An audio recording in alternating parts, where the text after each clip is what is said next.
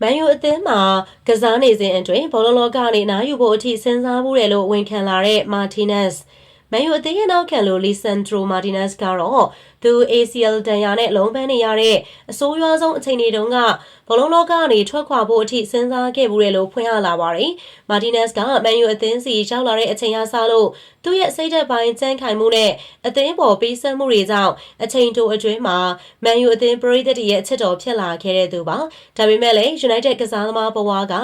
သူမျှော်လင့်ထားသလိုဖြစ်မလာခဲ့ပဲနောက်ပိုင်းမှာတရားပြဿနာတွေနဲ့ပဲလုံးပန်းနေရပါတယ်။အဲဒီအချိန်တုန်းကအကြောင်းတွေကိုမာတီနက်စ်ကတရားရပြီးပထမဆုံး2ပတ်3ပတ်လောက်မှာကျွန်တော်ဘောလုံးဆက်မကစားကြတော့ဘူး။ဘာလို့လဲဆိုတော့ခြေထောက်အယိုးအပ်တဲ့ဒဏ်ရာကိုလည်းအရင်ကကြုံခဲ့ဘူးတယ်။အခုတခါဒူးကထပ်ဖြစ်ပြန်ပြီဆိုတော့တော်ပြီဘာမှထပ်မသိချင်တော့ဘူးလို့ပဲပြောမိရတယ်ဆိုပြီးတော့ပြောပါတယ်။မာတီနက်စ်ရဲ့ဒဏ်ရာပြဿနာတွေက2020နဲ့2023ရာသီအကုန်မှာရခဲ့တဲ့ခြေထောက်ဒဏ်ရာကနေစတင်ခဲ့တာဖြစ်ပြီးတော့အဲဒီနောက်ပိုင်းဇက်တိုက်ဆိုသလိုကြုံတွေ့ခဲ့ရတဲ့ပြဿနာတွေကြောင့်နောက်ရာသီမှာပရီးမီးယားလိ17ပွဲပဲကစားနိုင်ခဲ့ပါတယ်။အဲဒီနောက်2025ခုနှစ်ဖေဖော်ဝါရီမှာတော့ ACL ဒူးအယွတ်ပြဲဒဏ်ရာထပ်ရခဲ့ပြီးတော့ခွဲစိတ်မှုလုပ်ခဲ့ရတာကြောင့်10လကြာအောင်ကွင်းနဲ့ဝေးကွင်းရတာဖြစ်ပါတယ်။ကျွန်တော်တရားရတဲ့အခါခံစားရတဲ့နာကျင်မှုကတကယ်ကိုမခံမရနိုင်အောင်ပါပဲ။အဲဒီအချိန်မှာစိတ်ဓာတ်တွေပါအကုန်ပြိုလဲသွားတာပါ။ကျွန်တော်ရဲ့ပထမဆုံးတုံးပြန်မှုကတော့ငါအိမ်ပြန်တော့မယ်။အာဂျင်တီးနားမိသားစုနဲ့ပဲသွားနေတော့မယ်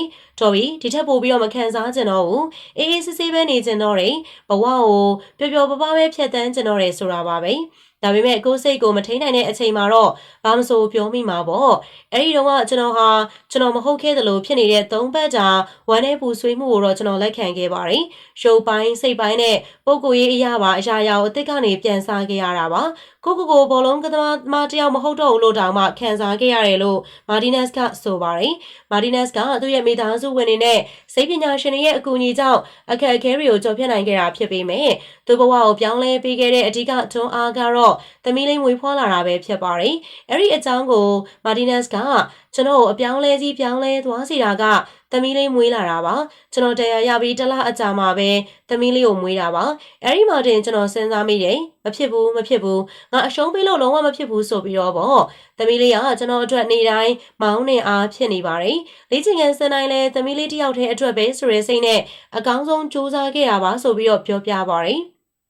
မာတီနက်စ်ကအခုလိုကစားသမားတိုင်းမကြုံကျင်ကြတဲ့ ACL ဒဏ်ရာရခဲ့ပေမဲ့သူကြုံခဲ့ရတဲ့အခက်အခဲတွေအပေါ်အခုလိုပဲဆက်လက်ပြီးတော့အကောင်းမြင်စွာသုံးသပ်သွားခဲ့ပါတယ်။ကျွန်တော်ပြန်ပြီးတော့ဆင်ခြင်ကြည့်မိရင်ဒီဒဏ်ရာကငါ့ကိုဘာတွေပြချင်တာလဲဒီအချိန်ကနေငါဘာတွေသင်ယူနိုင်မလဲကိုဘယ်လိုတိုးတက်အောင်လုပ်မလဲဆိုပြီးတော့ပေါ့ဒါကိုအပြုသဘောဆောင်တဲ့သတင်းစကားတစ်ခုအဖြစ်ကျွန်တော်လက်ခံလိုက်ပါတယ်။ဒီခါတလေကျရင်သင်ခန်းစာရဖို့နဲ့အသစ်ကနေပြန်စနိုင်ဖို့ထိုးနှက်ချက်တွေကြုံရတတ်ပါတယ်။ကို